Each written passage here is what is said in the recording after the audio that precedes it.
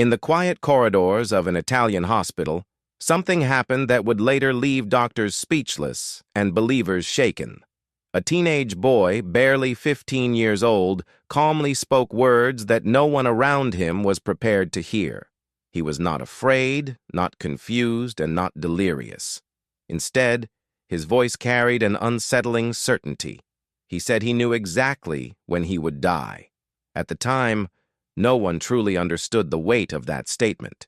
But what followed would challenge science, faith, and reason itself. Carlo Acutis was not an ordinary teenager. While others his age were obsessed with video games or popularity, Carlo was deeply drawn to spirituality, technology, and an unusual sense of purpose. He loved computers, built websites, and explored the digital world with ease. Yet, beyond his technical skills, there was something else about him, an inner clarity that seemed far beyond his years. People who met him often said he spoke with wisdom that felt almost timeless. Born in London and raised in Italy, Carlo lived a life that appeared simple on the surface. He attended school, helped friends, and spent time online like any modern teenager. But those close to him noticed that his heart was anchored somewhere deeper. He spoke often about God, eternity, and the meaning of suffering. His words were never dramatic or forced. They were calm, thoughtful, and deeply sincere. Even adults found themselves listening carefully when Carlo spoke. As time passed, Carlo began to express ideas that unsettled those around him. He spoke openly about death, not with fear, but with acceptance. He once said that life was a journey toward eternity, and that death was not an end, but a passage. These words sounded poetic, even philosophical, coming from someone so young, but no one imagined how literal his understanding would soon become. Then, without warning, Carlo fell ill. What began as mild symptoms quickly escalated into something far more serious. Doctors diagnosed him with an aggressive form of leukemia that progressed at an alarming speed. The hospital atmosphere changed overnight. Medical staff rushed to stabilize him, while his family struggled to comprehend how everything had changed so suddenly. Yet in the midst of panic and uncertainty, Carlo remained strangely calm. It was during those hospital days that Carlo made a statement that would later echo through medical records and testimonies. He told those around him that he would not leave the hospital alive. More disturbingly, he claimed he knew the exact moment his life would end. Doctors initially dismissed this as emotional distress or psychological shock. After all, predicting the precise time of death was impossible, or so they believed. Despite intense treatment, Carlo's condition worsened rapidly. Machines beeped relentlessly, nurses moved quickly, and doctors exchanged concerned glances. Yet Carlo showed no signs of panic. He spoke gently, thanked the medical staff, and reassured his family. He even comforted others who were clearly more afraid than he was. This reversal of roles left many deeply unsettled. What truly shocked the doctors was Carlo's mental clarity. There was no confusion, no loss of awareness, no sign of hallucination. His speech was coherent, focused, and intentional. When asked how he could be so certain about his death, Carlo simply smiled. He said it was something he felt deeply within, a certainty placed in his heart. Science had no explanation for such confidence. As the predicted moment approached, hospital staff began paying closer attention. Some dismissed it as coincidence waiting to happen. Others felt an uncomfortable tension growing in the room. Time seemed to slow, every minute stretching heavier than the last. Carlo remained peaceful, his expression unchanged, as if he were waiting for something he already recognized. Then, something happened that no one could explain. At the exact time Carlo had mentioned earlier, his condition suddenly collapsed beyond recovery. Doctors attempted emergency procedures, but it was already too late. The room fell silent. Medical professionals stood frozen, staring at the monitors, realizing that the boy had been right. Carlo Acutis had predicted the moment of his death, down to the minute. After Carlo's death, the hospital room remained unnaturally quiet. Doctors reviewed charts, timestamps, and monitor readings, searching for any rational explanation. None could explain how a teenager with no medical training could predict the exact moment his body would fail. Some called it coincidence, others avoided the subject entirely. Yet the unease lingered. Something about Carlo's certainty refused to be dismissed. Carlo's parents were devastated but not surprised. In the days before his death, Carlo had spoken openly with them, preparing them emotionally. He told them not to be afraid, saying his suffering had meaning. His mother later recalled that Carlo spoke of offering his pain for others, as if his illness were a conscious choice rather than a tragedy. These conversations would later become crucial testimonies. What puzzled doctors even more was Carlo's neurological state.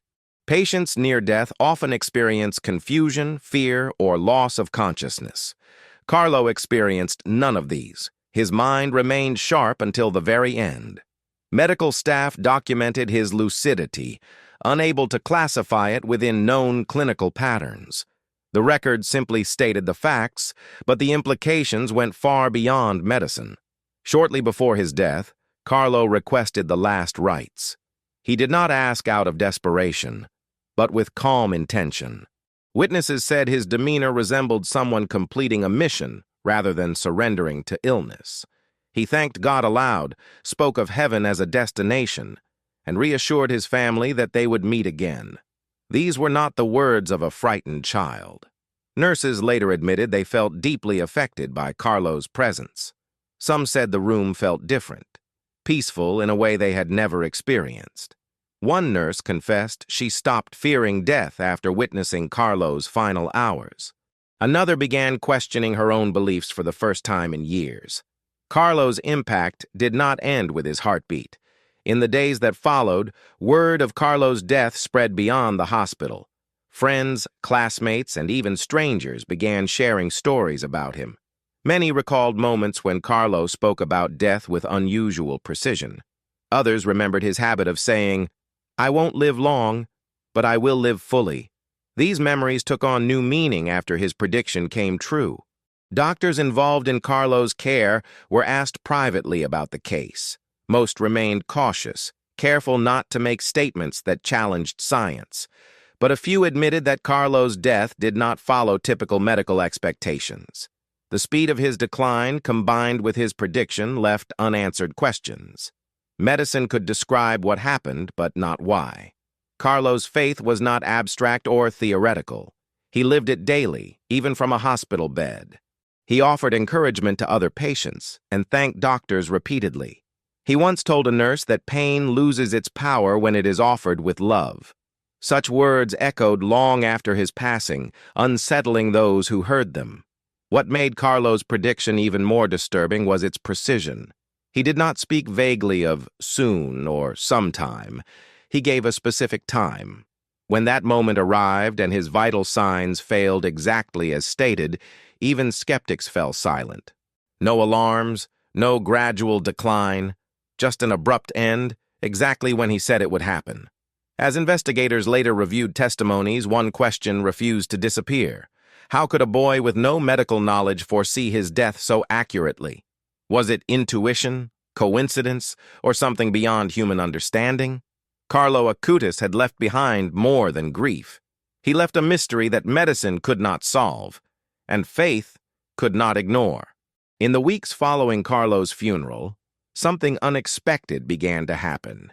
People who had barely known him started reporting strange moments of comfort and clarity. Some described feeling an overwhelming sense of peace after praying to him. Others claimed they felt guided during moments of deep despair. These accounts were quiet at first, shared privately among families and friends. But soon, the stories became impossible to ignore. Carlo's tomb quickly became a place of pilgrimage. Visitors came not out of curiosity, but out of need. They left letters, photographs, and written prayers, hoping for help. Many said they felt an immediate sense of calm upon arrival, unlike anything they had experienced before. Some stayed for hours, sitting in silence, as if waiting for an answer they believed would come. What made these stories remarkable was their consistency. Different people, from different countries and backgrounds, described nearly identical experiences. They spoke of sudden peace, unexpected strength, and even physical healing. Skeptics tried to explain these events psychologically, calling them emotional responses to grief. But the sheer volume of testimonies made such explanations feel increasingly insufficient. Doctors were soon drawn back into the conversation, not by speculation, but by medical documentation. In several cases, individuals claimed to have experienced unexplained recoveries after invoking Carlo's intercession. Medical records showed conditions that had no logical path to recovery. Specialists were forced to acknowledge that something unusual had occurred, even if they refused to label it a miracle. One particular case stood out among the others. A young boy suffering from a rare and severe illness showed sudden and complete recovery after his family prayed specifically to Carlo. The medical team involved documented the change carefully, unable to find any treatment-related explanation. Follow-up examinations confirmed that the illness had vanished entirely. This case would later become central to official investigations. As attention grew, the Catholic Church began a formal review of Carlo's life. Investigators examined his writings, digital projects, and personal correspondence. What they found was not fanaticism, but balance. Carlo spoke of joy, responsibility, and love more than suffering. His understanding of death was not morbid, it was hopeful, rooted in trust rather than fear. Church officials were struck by Carlo's use of technology as a tool for faith. He had created online exhibits cataloging Eucharistic miracles, making ancient events accessible to modern audiences. This digital mission reflected his belief that truth should be shared openly and intelligently. Even after his death, his work continued to inspire millions online. Yet for many, the most unsettling aspect remained his prediction. While miracles can be debated, timing cannot easily be dismissed. Carlo's precise awareness of his final moment stood apart from other testimonies. It suggested not just faith, but knowledge, something deeply internal and unshakable. This detail continued to challenge both believers and skeptics alike. Some doctors privately admitted that Carlo's case forced them to reconsider the limits of medical understanding. Science, they said, explains processes, not purpose. Carlo seemed to operate on a different level, one that accepted physical reality while transcending it. His calm was not denial, it was acceptance. By the end of the investigations, one truth became clear. Carlo Acutis was not remembered simply for how he died, but for how he lived. His prediction of death was only one piece of a much larger story. A story that suggested that sometimes certainty comes not from science, but from something far deeper. As Carlo's story continued to spread, one detail consistently captured people's attention. It was not the medical mystery or even the reported miracles. It was his complete lack of fear. In a situation where most adults would be overwhelmed, Carlo remained composed. His calmness was not forced or performative. It appeared natural, as if fear simply had no place in his heart. Friends recalled that even before his illness, Carlo spoke about death differently. He never treated it as something distant or abstract. He said death was like stepping into light after a long journey. These words sounded poetic at the time, but after his prediction came true, they took on a haunting clarity. It was as if Carlo had been preparing himself long before anyone else realized. During his final days, Carlo showed concern not for himself, but for others. He asked about the nurses' families, thanked doctors by name, and reassured his parents repeatedly. Witnesses described his presence as grounding, almost comforting. Instead of being the center of worry, Carlo became the source of strength for those around him. His mother later shared that Carlo told her not to cry for him. He said his mission was complete, and that suffering had value when offered with love. These words were difficult to accept, especially coming from a dying child. Yet they carried a conviction that left little room for doubt. Carlo was not trying to escape pain, he was embracing it with purpose.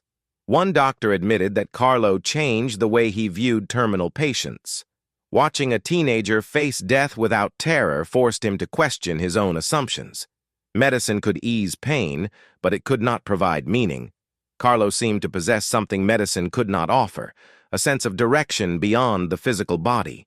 As word of Carlo's life spread online, young people in particular felt drawn to his story. They saw someone their own age who spoke about eternity without sounding outdated or distant. Carlo used the language of his generation, blending technology and faith seamlessly. He proved that spirituality did not belong only to the past. Teachers who once instructed Carlo began sharing their memories publicly. They described him as attentive, kind, and unusually focused. He was not withdrawn or strange, but deeply engaged with life. This made his acceptance of death even more striking. He loved life, yet was not afraid to leave it. Psychologists attempted to analyze Carlo's behavior, suggesting coping mechanisms or emotional detachment. But those theories failed under closer examination. Carlo did not withdraw emotionally. He connected more deeply. His calm was not numbness, but clarity.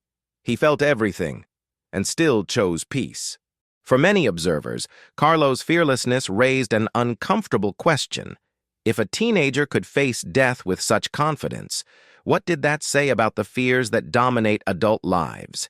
His example acted like a mirror, forcing people to confront their own anxieties. Carlo did not preach. He demonstrated. By this point, it was clear that Carlo Acutis was no longer just a story of prediction and mystery.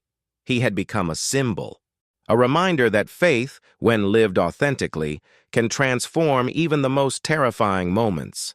And perhaps that true courage is not the absence of death, but the absence of fear. Years after Carlo's death, his influence showed no signs of fading. In fact, it seemed to grow stronger with time. His story reached classrooms, churches, and online communities across the world. People who had never met him felt personally impacted by his life and words. Carlo had become a quiet presence in the lives of millions. One of the most remarkable aspects of Carlo's legacy was how modern it felt. He spoke to a digital generation without losing depth or sincerity. His websites and digital projects continued to circulate online, reaching people far beyond Italy. Many discovered him not through religious institutions, but through the internet itself.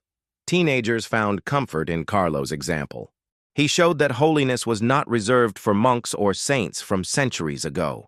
He played video games, enjoyed computers, and laughed with friends. Yet he also prayed deeply and lived with intention. This balance made him relatable and inspiring at the same time. Medical professionals who had been involved in his case were often asked about him years later. Some remained reserved, while others openly admitted they had never encountered a case like Carlo's. His prediction of death continued to trouble them. It was not something they could forget or easily explain away. As reports of healings increased, formal investigations intensified. The church examined medical records, expert testimonies, and timelines with extreme caution. Nothing was rushed. Each claim was scrutinized thoroughly. The goal was not to prove belief, but to verify truth. Meanwhile, Carlo's family continued to speak publicly about him. They did not describe him as extraordinary, but as faithful. They emphasized his kindness, discipline, and quiet joy. According to them, Carlo never sought attention. He simply lived according to what he believed was true. Visitors to Carlo's resting place often described a sense of continuity rather than loss. They said it felt as though Carlo was still present, still listening. Whether this was emotional or spiritual, it had real impact. People left changed, calmer, and more hopeful than when they arrived. Educators began using Carlo's life as an example in discussions about purpose and meaning. His story opened conversations that went beyond religion. It touched on suffering, responsibility, and how to live intentionally. Carlo became a bridge between belief and everyday life. Even skeptics acknowledged that Carlo's life raised important questions. Questions about how someone so young could face death with such certainty. questions about whether modern society had lost something essential. Carlo did not provide easy answers, but he challenged assumptions. By this stage, it was clear that Carlo Acutis' story was no longer defined by his death alone. His prediction, while extraordinary, was only one chapter. The true power of his legacy lay in how he lived, and how that life continued to influence the world long after his final breath.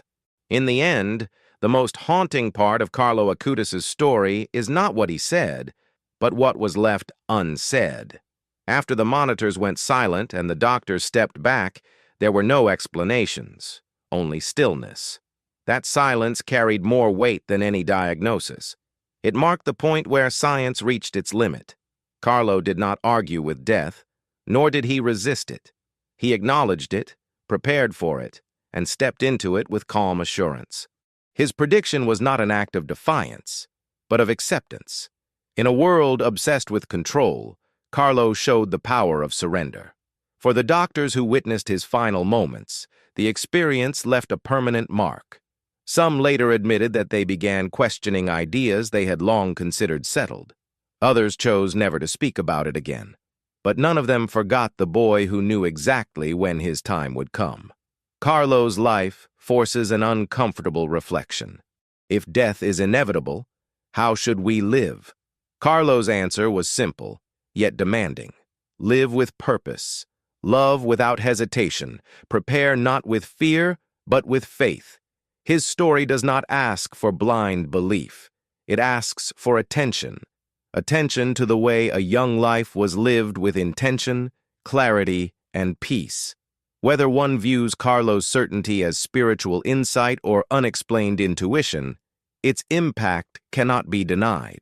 Even today, people continue to discover Carlo Acutis for the first time. His story spreads quietly, passed from person to person, video to video. Each listener is left with the same question. How could a teenager face death with such confidence? Perhaps the answer lies not in his prediction, but in his priorities. Carlo lived as if eternity mattered more than time. He measured success not by years lived, but by love given. In doing so, he redefined what it means to live fully. The doctors fell silent not because they lacked words, but because they lacked explanations. Carlo had stepped beyond the reach of charts and tests. His certainty exposed the fragile boundary between knowledge and mystery. And so, Carlo's story remains open-ended, not concluded by science, nor confined by belief. It lingers as an invitation to reflect, to question, and to reconsider what we think we know about life and death. Carlo Acutis predicted the exact moment of his death, but more importantly, he showed how to live without fear. And perhaps that is the real mystery he left behind, one that continues to speak long after the silence fell.